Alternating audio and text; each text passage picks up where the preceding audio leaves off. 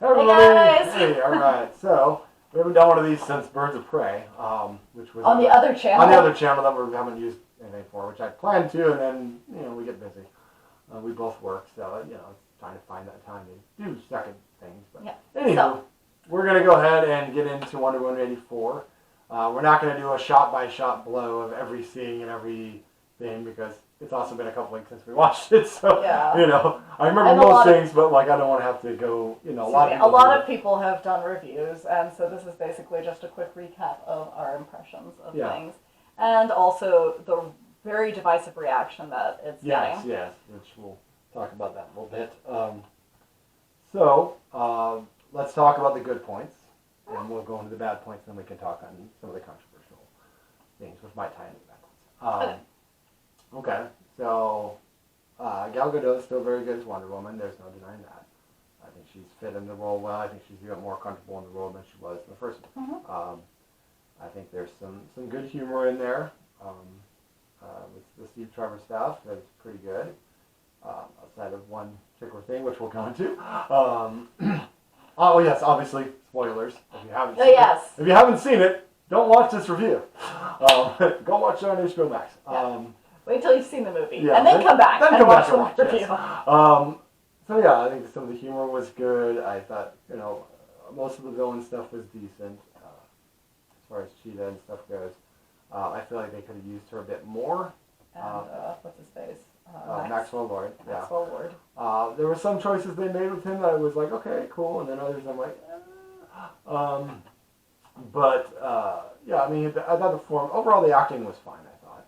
Would you agree with that? Huh? Yeah. I thought there was nothing. There was no outstanding oh my god, this person's horrible. They should quit acting. It's not like. Yeah, it's not like that. Yeah, I don't think there's definitely some over the top performances. Yeah, but I don't think there were any weak performances. Right. Yeah, I didn't feel like anything dragged the film down in terms of performance level. Right. So, what about you, hon? What were your thoughts? Good thoughts on it?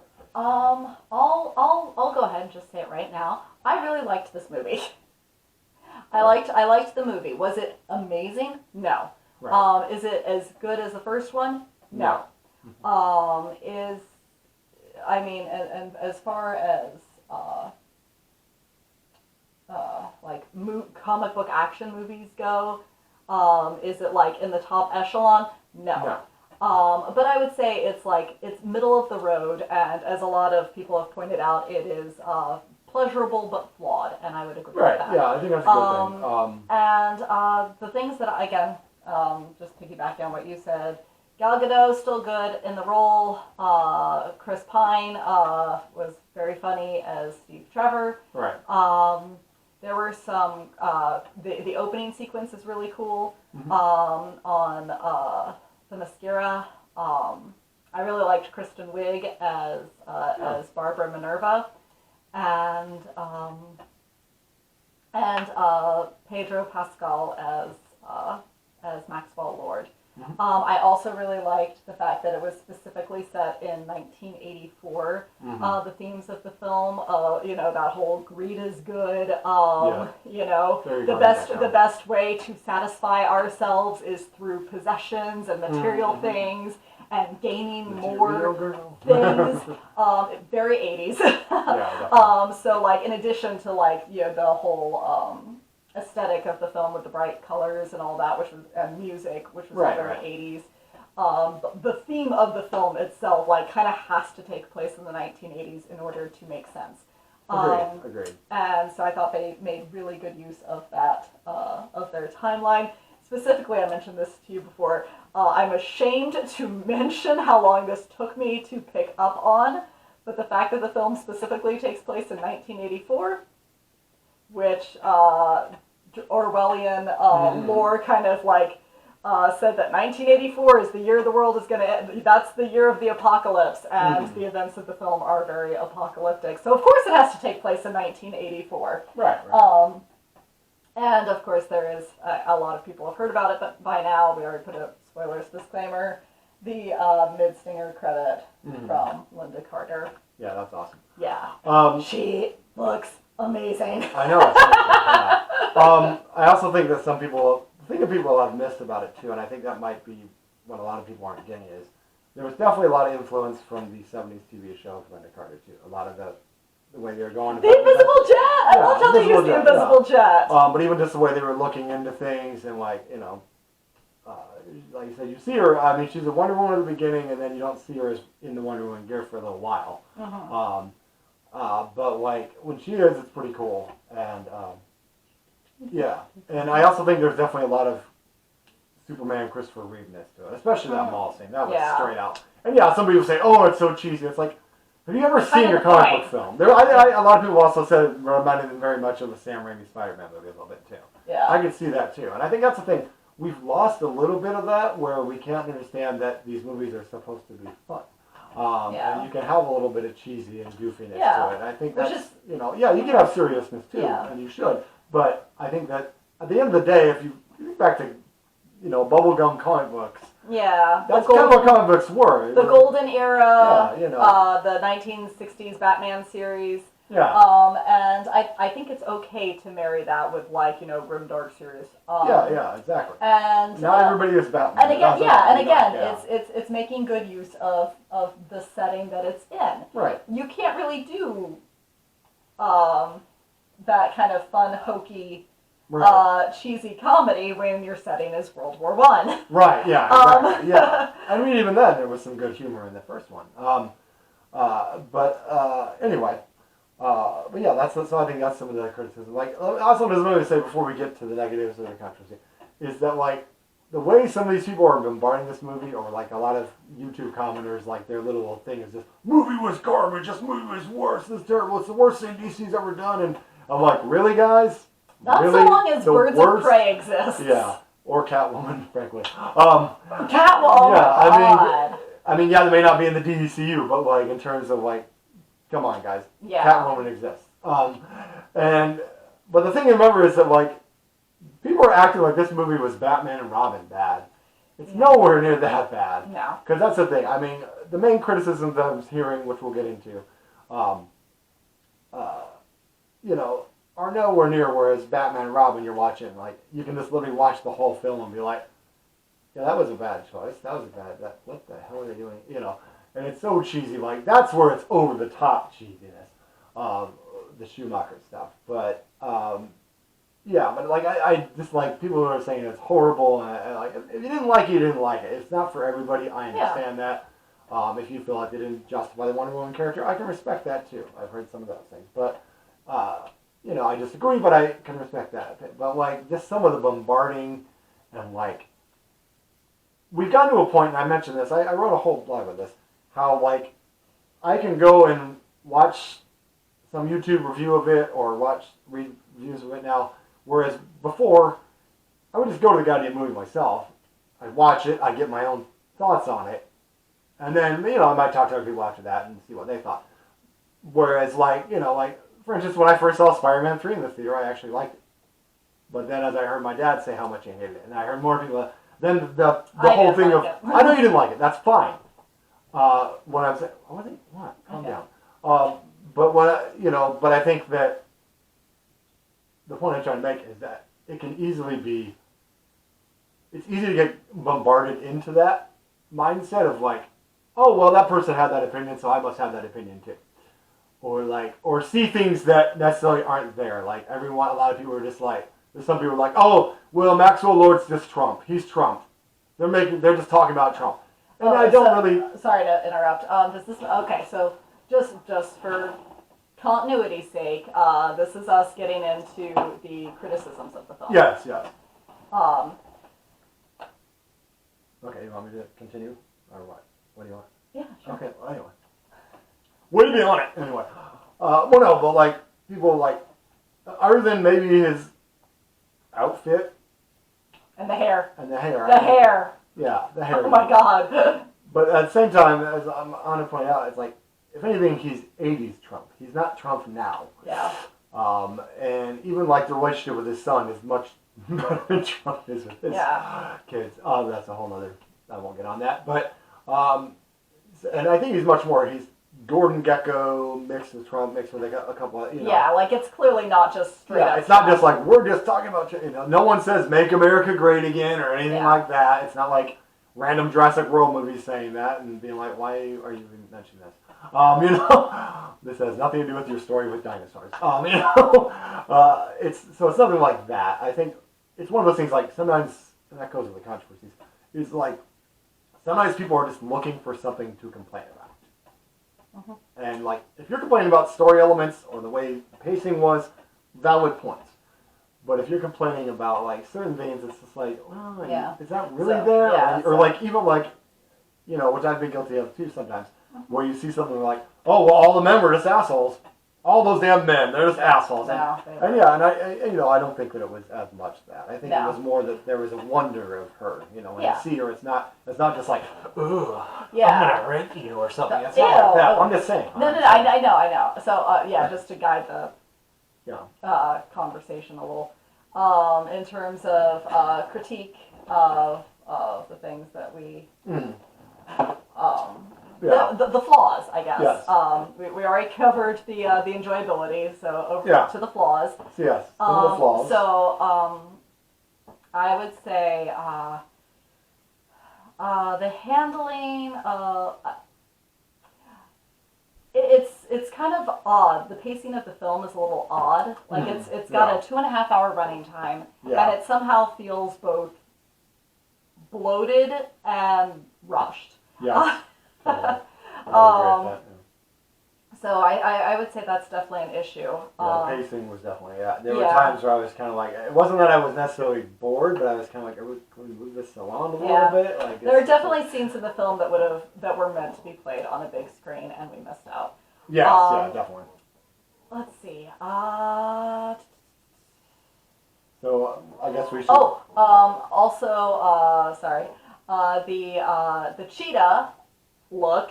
As glad as I am that it didn't look as bad as Cats, it still looked kind of still weird. Like it was quite very where it needed to be. Whitewash. Like it was very like the colors were washed out. Right. Is what I mean when I say that.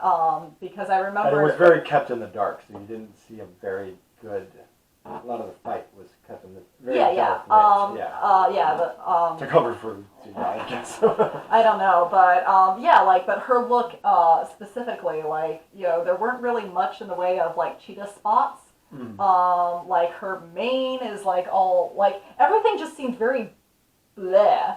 And she does it like in the comic book. She's a very colorful character. Totally. So it was all. I'm like, where's the ginger? Where's the vividness? And so I'm hopeful because it's pretty obvious that we have not seen the last of Cheetah. Yes. To me anyway, it's obvious. So when we see her again, she'll get some more vibrancy in her look.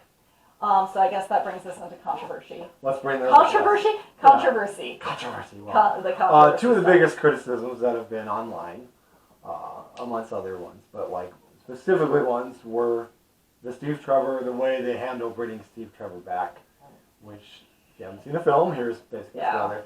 Basically, the way they bring him back is they have this wish thing, which grants wishes. The wishing stone. A wishing stone. Which is a plot that's been used in tons of movies. That could be another criticism, like we've seen this kind of story before. Yeah, but anyway.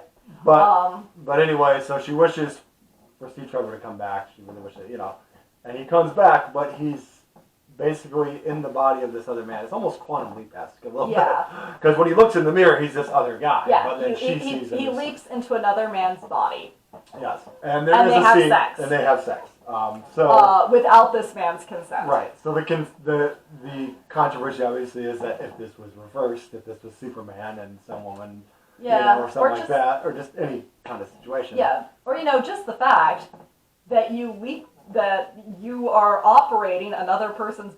You had sex with another person without their consent. You took him into a war zone with you. There's tons of.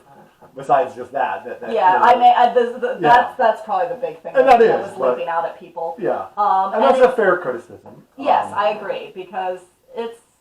I know what they were doing. Yeah. I've heard that she was influenced by a Warren Beatty film called Heaven Can Wait. Which is a similar thing, but in that movie, the person's body he was in was actually dead. Yes. So that was different. And the whole thing with this is like this is the whole wish stone with obviously it's the monkey's paw type of thing. Just bring him back. Right. And then maybe, I mean, oh my gosh, that would have been so cool. Sorry, just interrupt me. no, it's just because I think we had the same thought. It's all like, with the whole monkey's paw, yeah, he's back, but then he starts like decomposing. Yeah, or he could decompose, or I mean, you think you couldn't have gotten the same type of emotional scene if they had basically done what they did to Spider-Man in Infinity War? If after she goes up the list, he starts to fade away. Yeah, just crumbling. I mean, yeah. I mean, he doesn't have to say I feel sick or something, but like that would. I feel like they could have gotten the same emotional value there. Yeah. As that would have been cool. Because you don't. It's basically saying you don't always get what you want. Exactly. Oh, that would have been cool. Yeah. So yeah, I do agree. Like I don't. I don't understand. It was not a well thought out choice. Yeah. And I think it definitely hurts the film because it kind of puts both our heroic characters in a really icky position. Which is too bad because Steve Trevor is a good character. Apparently people want to see. I like Steve Trevor as well. I love the way Chris Pine plays him. Yeah, their chemistry is they good, are getting kind of into Peggy Carter territory with him, where it's kind of like, okay, we don't need to keep bringing this. Like, at some point she's got to let him go. Like that. That's the way it's been structured. Yeah. Like at some point she's got to let him go. Mm. And although he's coming back for the third one, that's what we heard. So we'll see. We'll I mean, we'll see how they do it. But and so it was, excuse me. That was just not well thought out, and agreed. So the other one, the other controversy. Get a drink here. The other controversy that's been mostly on Twitter is a bastion of intellectual debate. Of course, is the stuff with the Middle East thing and the guy basically building a wall to keep people out, and a lot of people have criticized it as far as like how things are in the Middle East or how things were in '84 and things like that. And I can understand some of the criticism there in the way he portrays people, but the way I look at the movie as a whole and the way things are, I feel like everybody's making selfish wishes. Yeah. Some of them are probably good wishes and stuff like that, but we have people wishing each other to drop dead. We have people saying get these Irish out of England and things like that. I mean, so it's not like it's just like centered on the Middle East and only these people are bad or something like that. Yeah. So I think that's what a lot of people... I think a lot of it, too, is because Gal Gadot is Israeli. I think some people are taking more of a personal thing against her personally as opposed to Wonder Woman. And I think that that's not fair to the character. And I also think, like, at the end of the day, everyone gives up their wish outside of Cheetah. And so it's like, including that guy who built the wall. Max Lord, Oh, yes, and the guy who built the wall. So I think it's not, if they had kept it and been like, but I mean, look, let me just preface this saying, there's assholes all over the world. In America, in South America, and also everywhere, there are assholes. There are selfish assholes. There are corrupt and horrible fucking people. So I think it's unfair to be like, it's just, they're picking on us. I don't think it's... and like that's not, and again, we're saying this as white viewers, so... But I would say you can from feel however you want. I'm not saying not discounting anybody else's perspective, but from my perspective, the way that they portrayed it is like everybody is at the very least, even if they're not making malicious wishes, their wishes are thoughtless.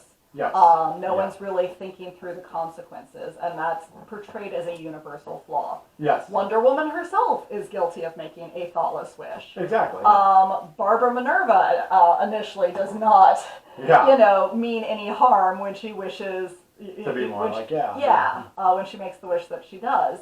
The character, and I can't remember the character's name, but the character in question who wants separation. Yeah. Even acknowledges right before he makes the wish, it's like, I shouldn't be wishing for this. Yeah. Right. So, the theme, I feel like the theme is more about being more thoughtful to each other. Right. And I think kind of plays into the I think where this movie lost a lot of people. Mm. The realism of such actions, of people learning to be more thoughtful in crisis. Agreed. And I think ultimately that's up to the viewer. It is, yeah. I personally liked that theme. I'm not Yeah. sure if it really was executed. Yes. So, yes. like, I think the concept was more solid than the execution was. Yeah. But mainly for the fact that we watch superhero comic book movies to be inspired, not because they take place in reality. Yeah, and I would always say this too, is that like, clearly this is not our 1984. Yeah. This is a comic book world. I mean, yes, it's the United States, but clearly, I mean, maybe there's a slight resemblance, but that was not President Reagan. They never called him President Reagan. There was no George Bush. There was no other, you know, the Ayatollah didn't show up or anything like that. Yeah. So I think that you have to take this in a comic book world, Yeah. and you know, just as we were watching Man of Steel or watching the other ones, you know, It's less about how things are and more about how we hope them to be. right. Which I think is what carries the climax through. Yeah, that would be my only other criticism.